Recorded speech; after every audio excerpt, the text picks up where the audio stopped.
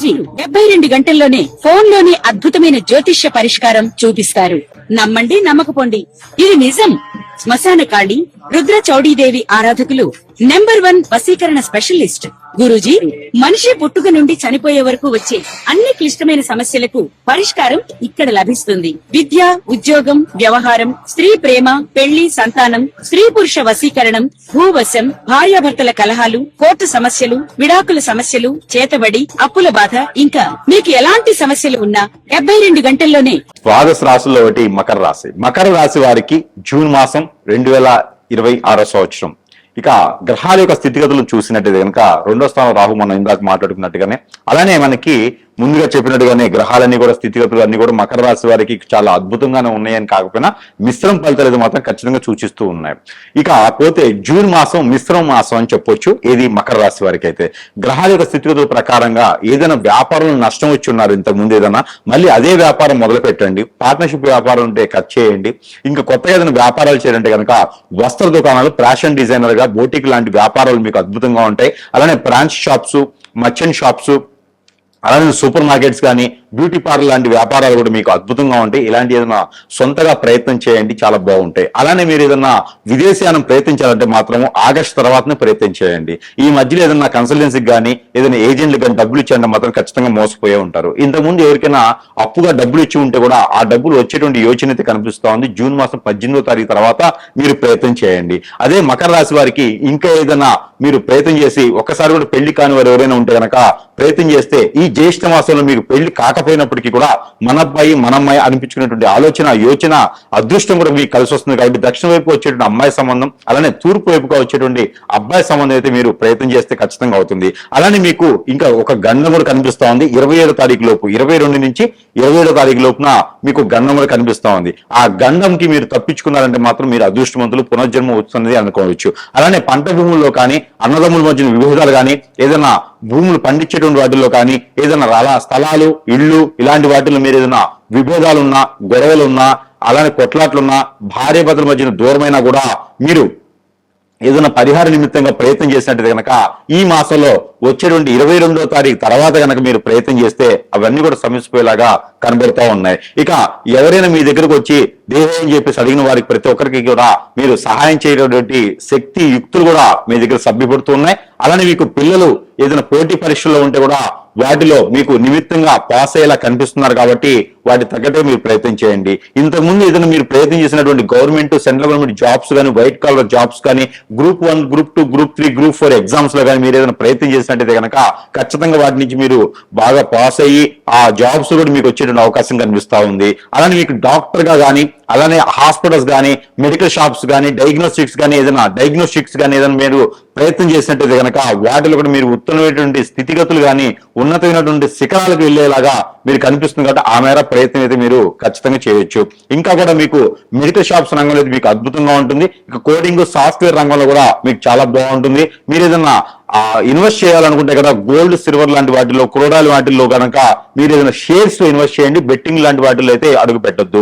ఇంకా కూడా ముందుకు వెళ్ళాలనుకుంటే కనుక మీకు ఏదైనా స్థితిగతుల ప్రకారంగా, దశల ప్రకారంగా కాకుండా మీకు ఏదైనా దండెత్తి మీ మీద ఎవరైనా చెడు ప్రయత్నాలు చేసేటువంటి మీ మంచితనానికి, మీ యొక్క చేయూతకి, మీ యొక్క చైతన్యానికి తట్టుకోలేక ఎవరైనా మీ మీద చెడు ప్రయోగాలు చేయించేసి మిమ్మల్ని అష్టదిబ్బలను పాలు చేస్తే కనుక మీరు అనుకున్న పనులు ముందుకు వెళ్ళలేవు. కాబట్టి అలాంటి ఏమైనా ఉంటే కనుక ఖచ్చితంగా మీ సమీపంలో ఉన్నటువంటి గురువు గారిని సంప్రదిస్తే మీకు ఉన్నటువంటి సమస్యకు పరిష్కార మార్గం సూచించబడుతుంది. మీకు ఇంకా కూడా చిన్న చిన్న పరిహారాలు అయితే కనుక ఇప్పుడు ఇచ్చేటువంటి పరిహారం ఒకటి చేసుకొని కొంతమేర మీరైతే ఉపశమనం అయితే పొందవచ్చు ఖచ్చితంగా. ఇకపోతే ఈ రాశి వారి గనక ఈ చిన్న పరిహారం చేసుకున్నట్టయితే గనక కొంతమేర మొత్తం పూర్తిగా దారిద్ర్యం పోయేటట్టు లేకపోయినా కొంతమేర అయితే అదృష్టం అయితే ఉంటుంది. మిశ్రమ ఫలితాలు అయితే లబ్ధి పొందుతాయి. ఇంకా కూడా మీకు ఈ ఫలితాలు సరిపోవట్లేదు అనుకుంటే గనక ఖచ్చితంగా మనము మంత్రోచ్చారణ చేసినటువంటి ఎన్నో రకాలైనటువంటి వస్తువుల్ని మనం ప్రజల వద్దకి చెంతకే చేర్చేటువంటి సదవకాశం కూడా మన దగ్గర లభ్యపడుతుంది. కాబట్టి ప్రతి ఒక్కరు గురువు దగ్గరికి రావాలి అనేటువంటి సమయం దొరకపోవచ్చు. కానీ మీరు మొబైల్ ద్వారా కానీ ఎన్నో రకాల సదుపాయాలు ఉన్నాయి. వాటి ద్వారా మీకు సంప్రదిస్తే కనుక మీ సమస్య ఏముంది, ఆ సమస్యకు తగ్గటువంటి పరిష్కార మార్గం కింద వస్తువు రూపాన మంత్రోచ్చారణ చేసిన వస్తువులు మీ చెంతకే చేర్చేటువంటి దానికైతే ఉన్నది. కాబట్టి ఆ మేర సంప్రదించవచ్చు. అలానే మీకు ప్రతి ఒక్కరికి కూడా దేవుని అనుగ్రహం అనేది ఖచ్చితంగా కావాలి. ఇక ఈ రాశి వారైతే కనుక చిన్న పరిహారం చేసుకోవచ్చు. అయితే పరిహారం కింద ఏమిటంటే గనక దేవుని అనుగ్రహం ముందుగా చూసినట్టయితే గనక మీరు అందరూ కూడా ఈ యొక్క మాసం జూన్ మాసంలో కనుక దత్తాత్రేయ స్వామి వారిని ఆరాధించిన, దత్తాత్రేయ స్వామి వారికి అభిషేక అర్చనలు హోమాలు చేపించిన, దత్తాత్రేయ స్వామి వారి యొక్క ఆలయం వద్దన దత్తాత్రేయ స్వామి వారికి ఆలయాలు సపరేట్ గా ఉండవు. దత్తాత్రేయ స్వామి వారి ఆలయం ఎక్కడ ఉండిద్దంటే గనక సాయిబాబా గారి ఆలయంలోనే దత్తాత్రేయ స్వామి వారు ఉంటారు.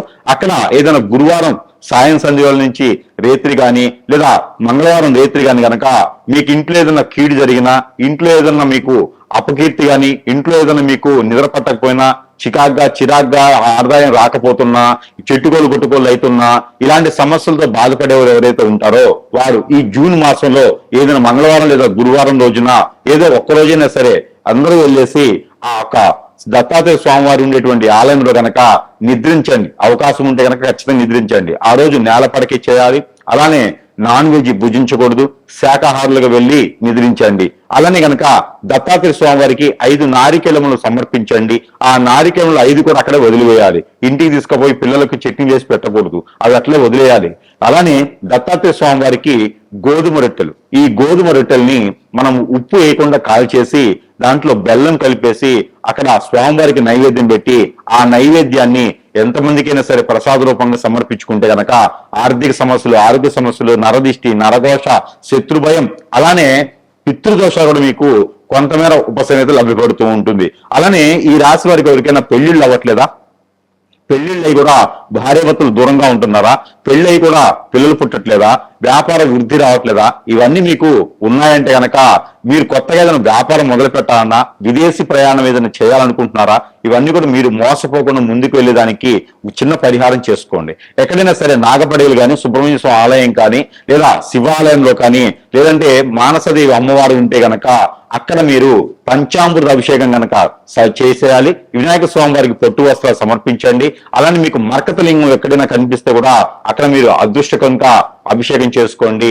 కేసరి గణపతి ఎక్కడైనా మీకు అందుబాటులో ఉంటే గనక అక్కడ మీరు అభిషేకం చేసిన, అర్చన చేసిన, పొట్టు వస్త్రాలు సమర్పించిన, మీకు బుధవారం రోజు చేసుకుంటే గనక పెళ్లి కాని వారైతే కేసర గణపతి, వ్యాపార వృద్ధి గాని, ఆరోగ్య సమస్యలు గాని, కోర్టు వ్యవహారాలు గాని ఉన్నవారైతే గనక మరకతి గణపతి గాని, మరకత శివలింగం దగ్గర గాని మీరు అభిషేక అర్చనలు చేయించినట్టయితే గనక ఖచ్చితంగా మీకు ఉన్నతమైనటువంటి విదేశానికి మీరు వెళ్ళేదానికైనా, పెళ్లిళ్ళు అవడానికి ముందడుగు వేసేదానికైనా, మీకు ఇంకేదైనా గ్రహ దోషాలు కానీ, ప్రకృతి దోషాలు కానీ, పొలాలకి గట్లకి సంబంధించినటువంటి విషయాలు కానీ, ఏదైనా కోర్టు వ్యవహారాలు కానీ కూడా బయటపడేటువంటి అవకాశాలు మెండుగా ఉంటాయి. కాబట్టి ఒకరి దగ్గర నుంచి మోసపోకుండా ఉండాలంటే కనుక దక్షిణామూర్తి స్తోత్రం అనేది ప్రతిరోజు పారాయణం చేయండి. ఇలాంటి పరిహారాలు చేసుకోవడం ద్వారా మీకు అదృష్టం అనేది ఖచ్చితంగా కలిసి వచ్చేటువంటిది అయితే కనపడుతుంది. జయ శ్రీమన్నారాయణ.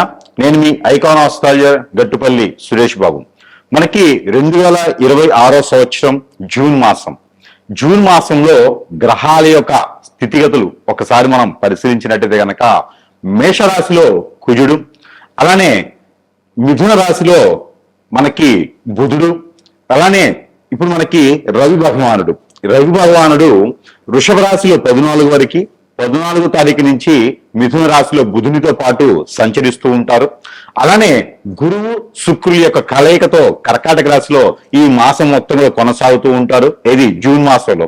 అలానే సింహరాశిలో వచ్చేటప్పటికి మనకి కేతు ఉన్నారు. ఇక్కడ మనం చూసినట్టయితే కనుక కుంభరాశిలో రాహు ఉన్నారు. అలానే మనకి మీనరాశిలో శని భగవానుడు సంచరిస్తూ ఉన్నారు. గ్రహాల యొక్క స్థితిగతులు ఈ మార్గంగా ఉన్నాయి. ఈ యొక్క స్థితిగతులు మనం పరిశీలన చేసిన తర్వాత మరి ద్వాదశ రాశుల వారికి ఈ జూన్ మాసంలో ఎలా ఉండబోతుంది, ఏ రాశుల వారికి ఎలా ఉంటుంది, అలానే మేషరాశి నుంచి మీనరాశి వారికి నడిచేటువంటి గ్రహ సంచార ప్రకారంగాను, అలానే వారి యొక్క దశ అంతర్దశల యొక్క ప్రకారంగాను, గోచారంలో వారి యొక్క చంద్రుడి వద్ద ఏ గ్రహం ఉన్నది, చంద్రుడితో పాటు అనుకూలంగా ఏ గ్రహం ఉన్నది, ఈ ఒక్కసారి పరిశీలన చేసుకోవాలి.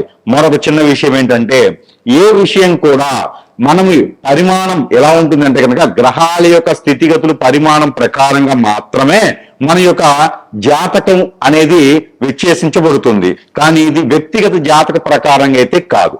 మీకు మనము ఓవరాల్ గా అంటే ప్రమాణ పూర్తిగా కూడా ఇది ప్రమాణాలు ఎట్లా అంటే గ్రహాల యొక్క స్థితిగతుల ప్రమాణాలు ఎట్లా ఉంటాయి అంటే గనక ఆ రాశిని మొత్తము కూడా సూచిస్తూ ఉంటాయి. దానిలో మీది ఉండొచ్చు, ఉండకపోవచ్చు, కానీ వ్యక్తిగత జాతకం తెలుసుకోవాలి. వారి యొక్క దారిద్ర్యం కానివ్వండి, వ్యతిరేకత కానివ్వండి, సంపూర్ణం కానివ్వండి, లేదా ఇంకేదైనా పనులు ముందుకు వెళ్ళలేకపోతున్నా, లేదు ఈ యొక్క జాతకము పరిశీలనలో మీకు ఏదన్నా ఇందులో ఏదన్నా పాయింట్లు ఉన్నట్టయితే గనక ఒకసారి మీ పర్సనల్ జాతకం కూడా సంప్రదిస్తే దానికి తగ్గటువంటి పరిహారాలు కానీ దానికి తగ్గటువంటి రెమెడీస్ కానీ కూడా ఉంటాయి. అన్ని కూడా జాతకమే ఉన్నట్టుగానే గురువులు చెప్పినట్టుగానే జరగాలని లేదు.